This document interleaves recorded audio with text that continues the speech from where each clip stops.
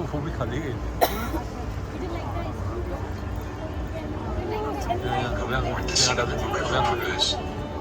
Before you embark on your journey, we'll like to highlight some safety features for your safety and comfort.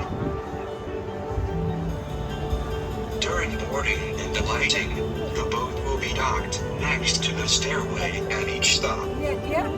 Do take caution while using the stairway, keeping your hands on the railing at all times.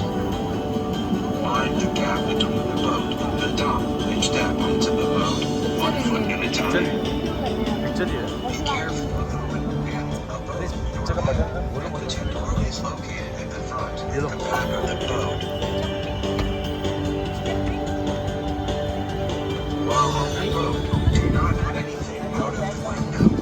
For your own safety, do not stand on the seats or climb to the roof. Should a life jacket be required, you will find it underneath your seat. Slip it over your head and tie it up with the lace bound at the collar. Lock the strap at the sides of the jacket and loop it once around your back. Secure your strap, tie the ocular loop at the front of the jacket. There are 2 exit doors located at the front and the back of the boat, and 2 life buoys at the back of the boat. Passengers should also be reminded that smoking is not allowed on board. Please do not dispose any rubbish into the river. If assistance is required, please contact our crew members. Thank you for traveling with Singapore River Cruise. We wish you a pleasant journey.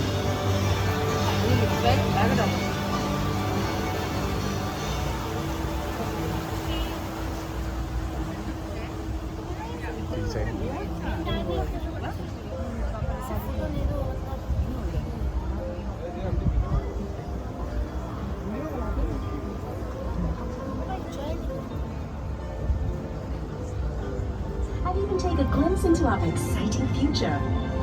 This river represents the heart and soul of our young nation. In fact, Singapore's fortunes began at this very river a long time ago and have continued to flow from it ever since. Now, if you've got your eyes trained, your ears peeled, and your cameras ready, let's get started.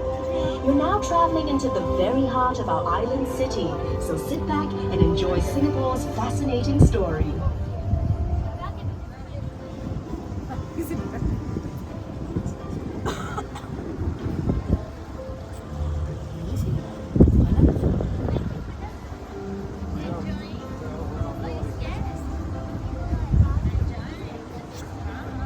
The area to your right used to be the site of Riverside Village, a plague-infested squatters' colony which housed the seedy underbelly of opium dens, brothels, and secret societies.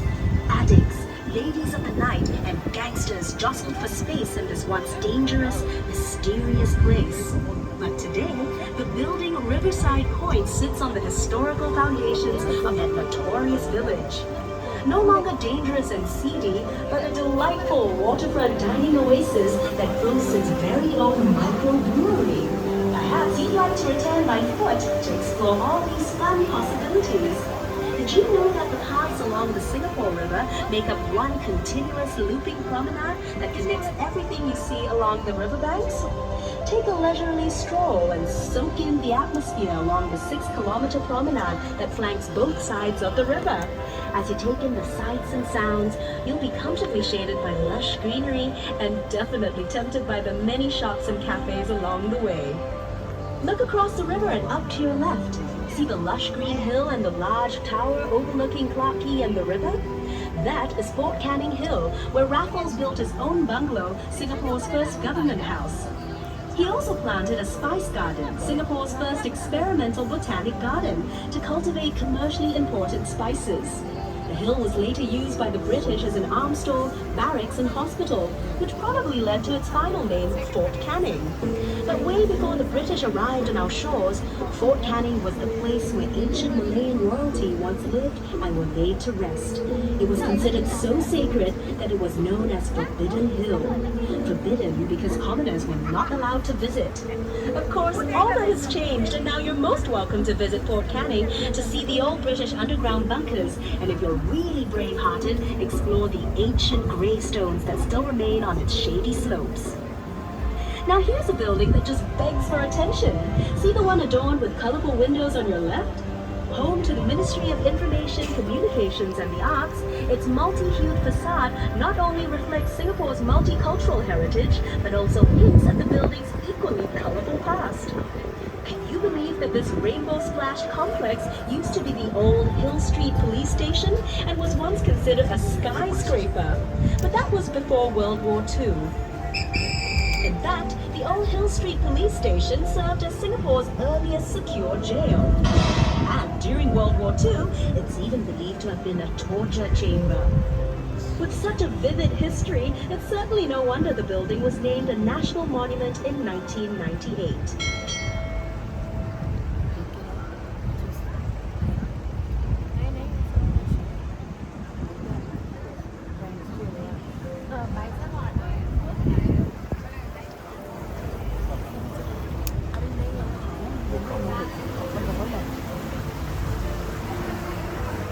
महीना बस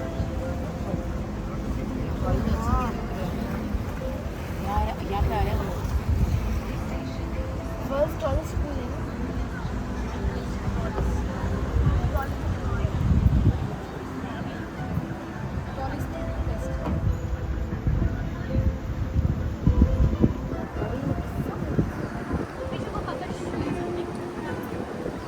Oh my God, Jumbo. हाँ बहुत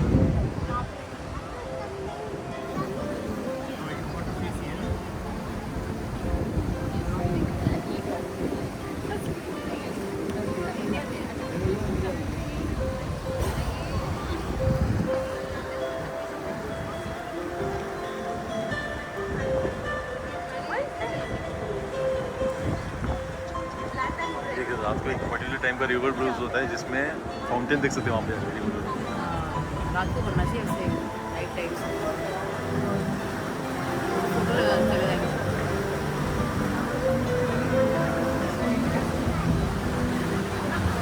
कोई भी नहीं बैठेगा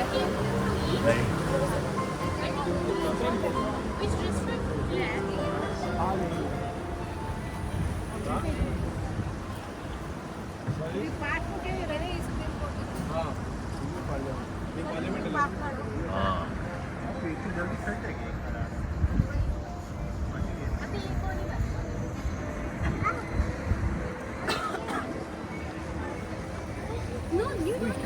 On your right is Boat Quay and its stretch of colorful, quaint shop houses. It was completed in 1842 and is Singapore's very first quay. At its peak in the 1860s, Boat Quay handled 3/4 of Singapore's total shipping business. The sheltered riverbanks made business loading and unloading places. Back then, the whole river was chock-a-block with thousands of boats transporting a whole myriad of goods to be traded by the merchants who had set up shop in that row of buildings on the bank. Some of those goods included seafood, spices, and rubber. The precious cargo was shouldered across gangplanks by immigrant laborers known as coolies, whose blood, sweat, and tears formed the very backbone of our nation's rise to prosperity. Wonder why all the shop houses are concentrated on just one embankment of Boat Quay? Well, legend has it that the Chinese immigrants chose to set up home only on the south bank of the river. You'll notice how the riverbank curves just like the belly of a cock. In Chinese culture, this majestic fish is an auspicious symbol of good fortune and a great place to store wealth. These first immigrants believed that this part of the Singapore River was where prosperity and wealth could be found. That's also why many banks and businesses started up here and eventually developed this area into our current central business district. Where once boats lined the water's edge, today the banks of Boat Quay are lined with shophouses turned into restaurants and pubs. The facades of the Boat Quay shophouses have been retained, and their unique architectural styles give the district a distinct flavor. Notice how the shophouses are of varying heights? Long ago, this signaled the owner's wealth. In other words, the higher the building, the wealthier the owner. Perhaps these traditional beliefs have extended till today. Just take a look at the tall skyscrapers of Singapore's financial district, towering over the military shophouses. This is a perfect place to snap pictures, so enjoy the 360-degree views and drink in Boat Quay's unique blend of traditional Asian values set against a modern and progressive backdrop. See how the shophouses form a charming contrast of Singapore's developing years against the skyline of a new Singapore. This truly is a uniquely Singapore sight. By the way, are you feeling hungry? Vendors and the push carts used to line the riverbanks, selling local dishes that were cheap and delicious. A bowl of Teochew porridge cost only 10 cents. Better yet, side dishes were free of charge. Every day, the people who worked and lived at the river would eat at these push carts, sitting on little stools along the river banks. Perhaps that was how al fresco dining got its start in Singapore.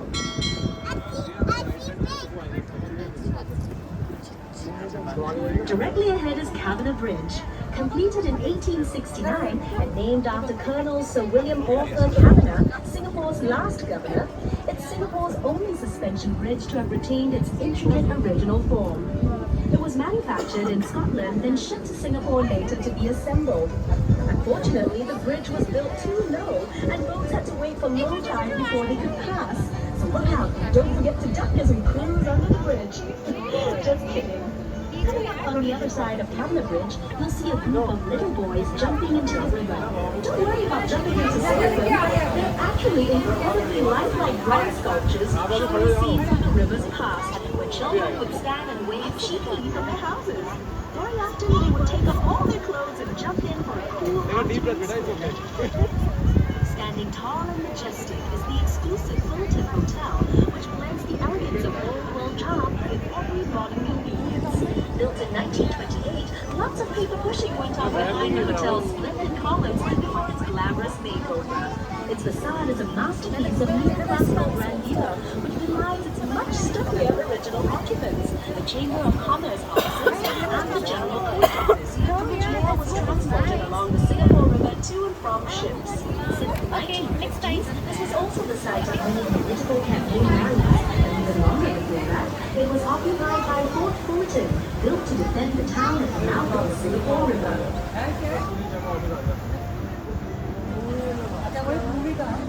This promontory to your right used to be home to the Merlion, Singapore's half-lion, half-fish icon. The Merlion stood guard here at the river mouth for 30 years before it was hauled by barge to its new home in the bay in 2002. As we make our way out into Marina Bay, you'll be able to see the Merlion for yourself and hear all about its story.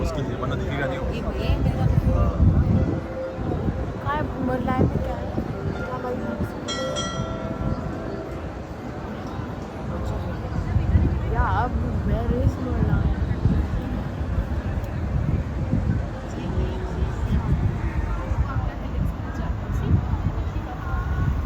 ये यहाँ वहाँ गए थे ना एलिक्स bridge साथ ही यहाँ पे cross करते थे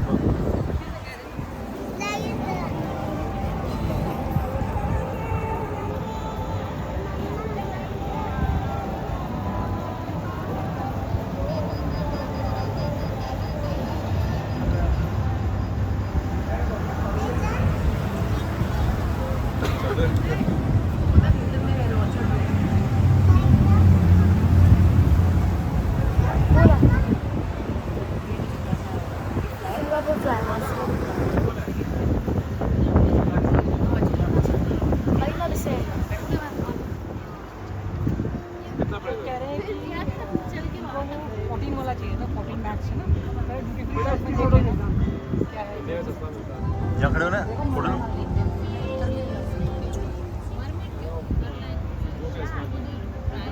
As honest, up next is Malayan Park, home of the original Malayan statue.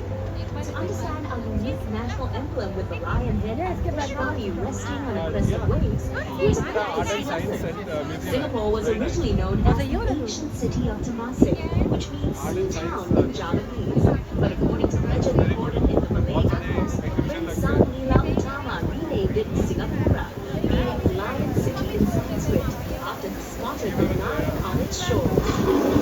The lion's head represents the lion spotted by the legendary Sang Nila Utama, while its fishtail symbolizes Temasek and Singapore's humble beginnings as a fishing village.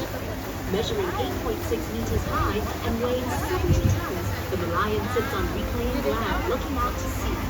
She attracts millions of visitors a year who make the trip to Merlion Park to photograph this world-famous icon at her new home right here in scenic Marina Bay. Take a peek behind the Merlion-style dining and waterfront hotel hub known as the Fullerton Heritage that brings exciting futuristic projects with the all-weather landscape of Singapore. आइए इसकी नहीं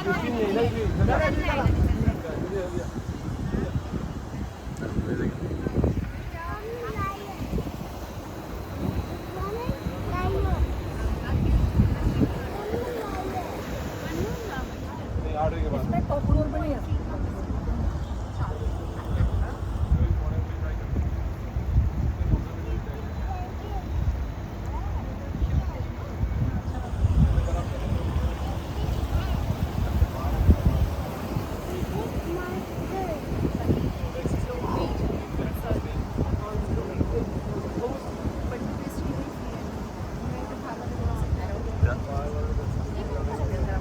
Indian restaurant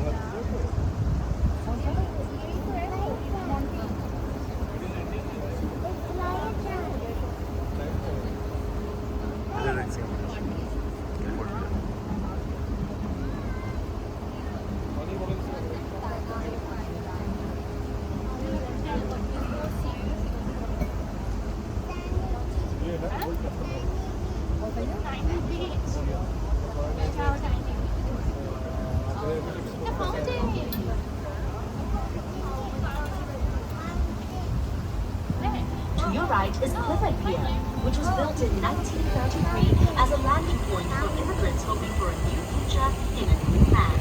It was also once known as Red Lamp Pier because legend has it that a red oil lamp used to hang from the pier as a company guide to weary seafarers.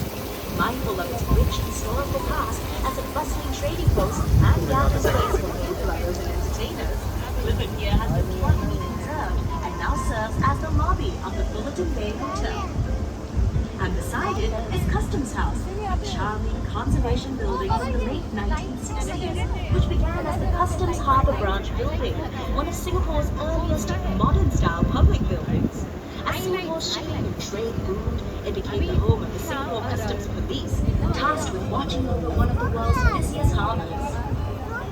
Further up, you'll see the magnificent Marina Bay Financial Centre, which sits on prime waterfront real estate at the heart of Singapore's new downtown and is an expansion of the Central Business District. Arguably the crown jewel of Marina Bay, this purpose-built financial centre combines the best in form and function, blending office towers, luxury apartments, and retail space, making it one of the hottest places to live, play, and work, as befitting Singapore's position as a global financial, residential, and entertainment hub. It's also part of the 3.5-kilometer Marina Bay waterfront promenade, which has become a popular scenic footpath, especially since this walkway boasts several unique design features. You can look forward to an uninterrupted experiential walk or jog around the bay.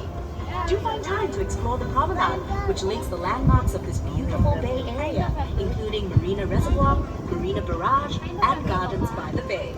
Also located along this fascinating waterfront walk is the Marina Bay City Gallery, which showcases the story of Singapore's urban transformation and the development of Marina Bay. Don't miss its touch-activated exhibits and innovative city model offering a bird's-eye view of key landmarks in Marina Bay, which will help you navigate the Bay Area.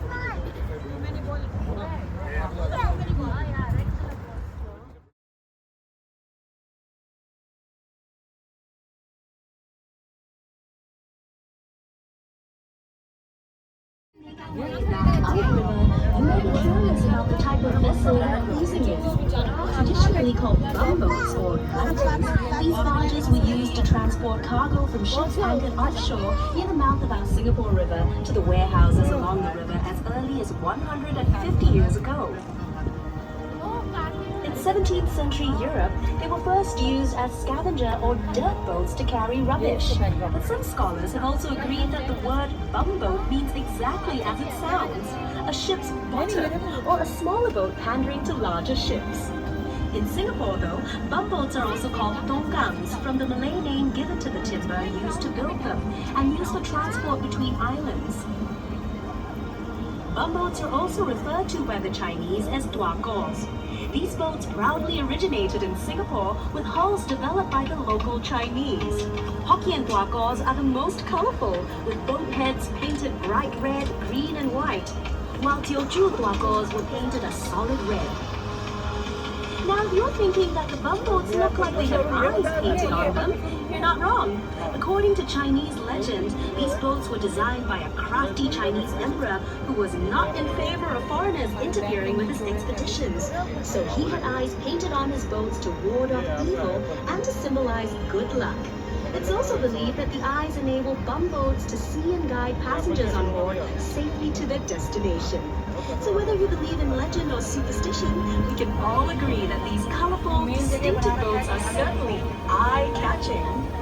Did you know that bumboats all but disappeared from the Singapore River during a massive cleanup of our waterways in the early 80s? However, they made a triumphant return to the Singapore River and were given a new lease of life as pleasure craft by Singapore River Cruises. From a humble fleet of just 4 bumboats, that number has grown steadily to preserve our river's charming heritage. In 2006, Singapore River Cruises championed the environmentally friendly cause by creating the world's first electric bumboat. In fact, this very boat we're cruising in is part of our electric bumboat fleet. As we'll soon be seeing and begin making our way back down the Singapore River, have a look to your right at a Singapore landmark that really needs no introduction. It's the iconic Marina Bay Sands Integrated Resort, featuring a casino, hotels and convention center, world-class entertainment and retail shops, all housed within award-winning architecture that resembles a ship atop 3 towers. Notice also the palm-shaped Arts and Sciences Museum and the unique Bridge. This 280-meter engineering marvel has been modeled after the structure of DNA and was inspired by the ancient concept of yin yang, built to bring wealth, happiness, and prosperity to Marina Bay. This bridge will also link you to another awe-inspiring attraction, the Gardens by the Bay. Spanning 101 hectares, this award-winning super park is home to over 250,000 rare plants from all over the world. Enjoy the lush outdoor gardens, huge climate-controlled dome conservatories, and the towering futuristic super trees, which you can even see from the distance. Their century vertical gardens, measuring up to 16 stories high and linked by suspended walkways with stunning views of the entire park. Living up to their name, the super trees also collect rainwater, generate solar power, and are venting ducts for the park's conservatories, which encapsulate the cloud forest and flower dome.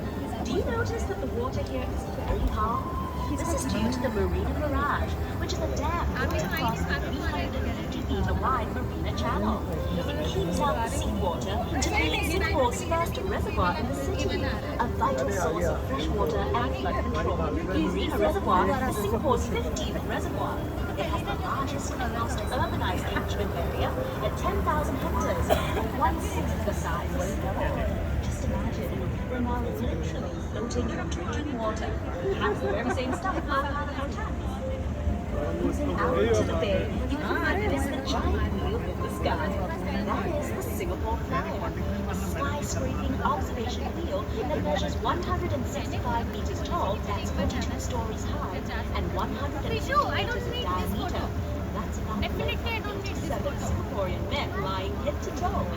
The wheel carries 28 city bus-sized capsules, each allowing up to 28 passengers, which means that at any one time, the Singapore Flyer can transport 784 passengers per revolution, which takes about 32 minutes to complete, rotating at a smooth speed of 20 64 centimeters per second. This engineering wonder provides breathtaking panoramic views of Singapore and the islands beyond. In fact, from on board, you can see up to 45 kilometers away. That's 3 kilometers more than the entire length of our island city. You'll also notice to your right 2 curious spiked domes unique only to the Esplanade, theaters on the bay. Because of its resemblance to the king of fruits, it's been affectionately nicknamed the durian. No worries here. Quite unlike its pungent namesake, the Esplanade Theatres on the Bay attracts hordes of hungry culture vultures eager to taste of its many blockbuster productions.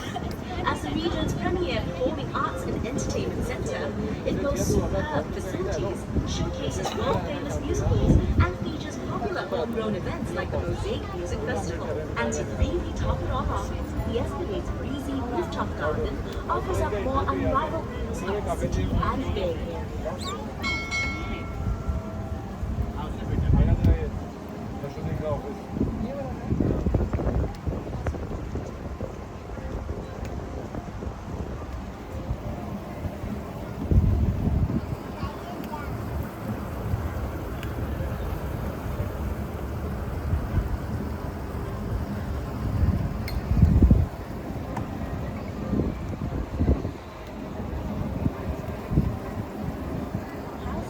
Brought to mind the fashionable elegance of London's Mayfair. No wonder the Esplanade was a popular place for European settlers to see and to be seen. Back in the old colonial days, they would emerge from their houses to stroll along the Esplanade every afternoon. Here they would enjoy the sea breeze, exchange gossip, and perhaps even indulge in a little innocent flirtation. As a nod to our colonial history, Queen Elizabeth Walk was opened within the Esplanade Park in 1953 to honor the coronation of Her Majesty Queen Elizabeth II.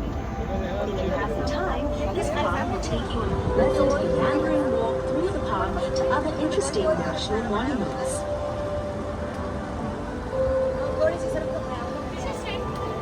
The bridge straight ahead of us is Anderson Bridge, named after Sir John Anderson, yet another governor of the Straits Settlements. This elegant arch displays an excellent combination of intricate plaster and metalwork, whilst its curved structure provides high resistance to bending force, which comes in really handy since it supports the heavyweight vehicles second back and forth daily.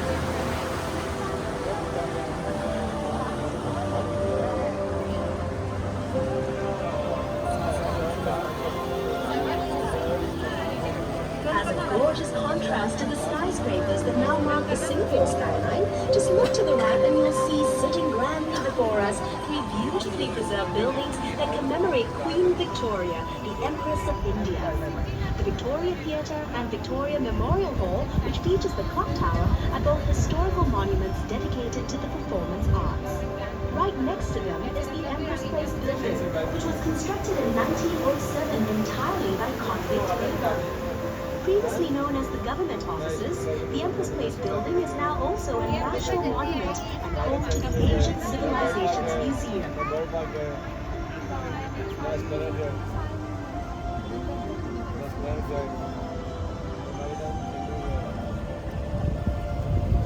The Asian Civilizations Museum is a treasure trove of history and culture that will introduce you to the world of Asian traditions.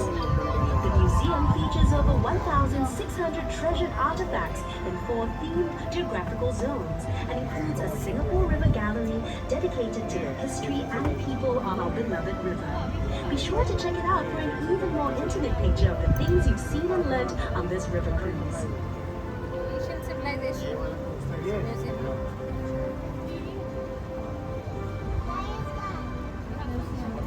ये building अच्छी लगी सामने light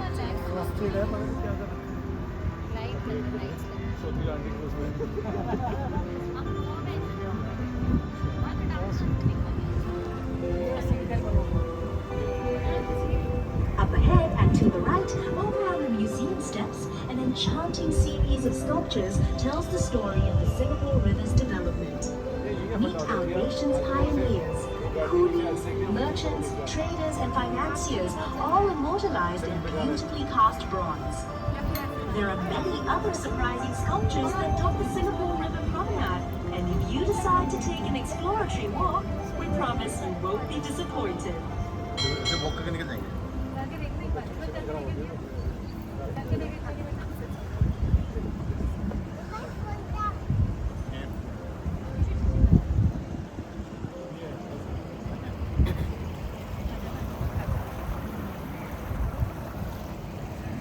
Over on the right bank, you may have noticed a fine fellow cast in blinding white plaster. Englishman Sir Thomas Stamford Raffles, the founder of modern Singapore. The statue marks the spot where Sir Raffles and Sir first landed in Singapore in 1819.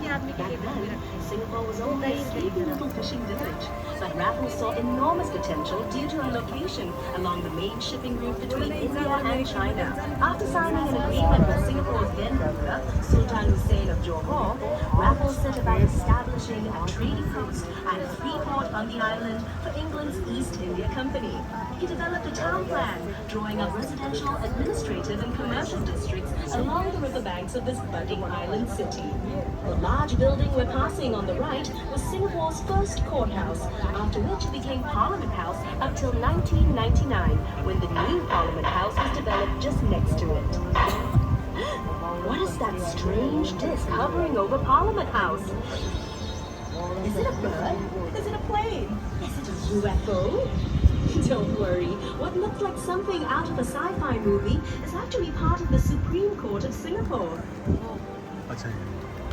Now, this is Elgin Bridge, named after the then Governor General of India, Lord Elgin. Fittingly, the bridge served as a link between the Indian merchants on the north side of the river and the Chinese community on the south side in the days of our colonial past. We're now approaching Coleman Bridge, named after its Irish architect, George Drumgold Coleman, for his invaluable contributions to Singapore's development. Appointed the first superintendent of public works in Singapore, Coleman brought with him an architectural style known as Palladian, a combination of Greek and Roman styles adapted for our tropical climate.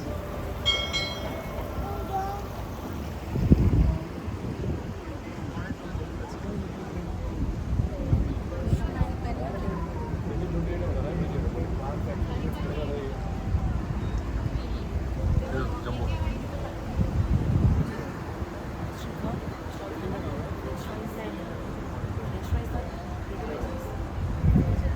यहाँ पे सिर्फ special यहाँ पे जो उसको Chinese का वो नहीं करता है कपड़े फाड़ बनाई करता है तो ये देखना होगा.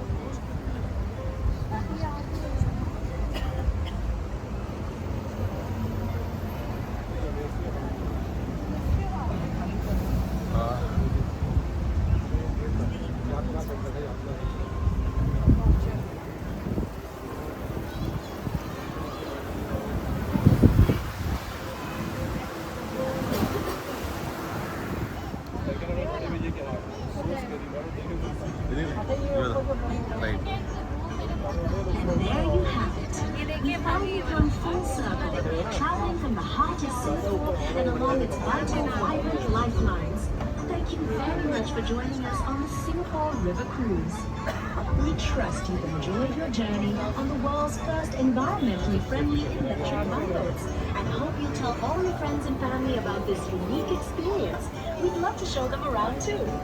So until next time, from all of us at Singapore River Cruise, we wish you a lovely and unforgettable stay in Singapore.